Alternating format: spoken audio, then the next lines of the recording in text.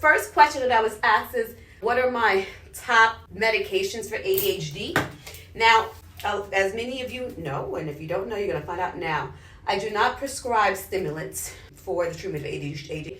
So some of the options I'm going to be mentioning here are non-stimulants. And these medications I have found work really well for patients that have attention hyperactivity deficit disorder. I love Wellbutrin. And again, Wellbutrin it depends on the patient profiles. It may be contraindicated in some patients who have a history of seizure disorders because what it does is it lowers the seizure threshold. Also, if a person has underlying anxiety, sometimes Wellbutrin can worsen the anxiety. So very selective about the patients that I choose to put on Wellbutrin, but I have found Wellbutrin doses of 300 to 450 seem to work really well for the treatment of ADHD. Number 2, Strattera is another option that I like for the treatment of ADHD.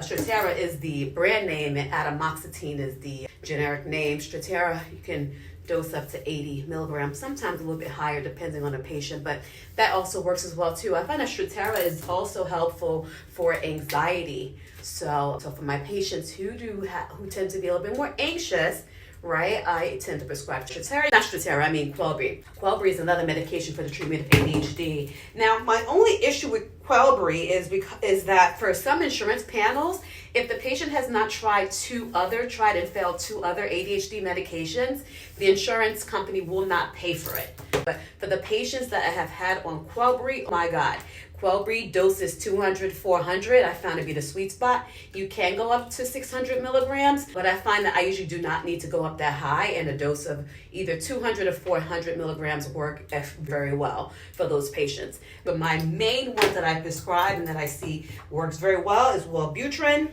Strattera, and Quellbri.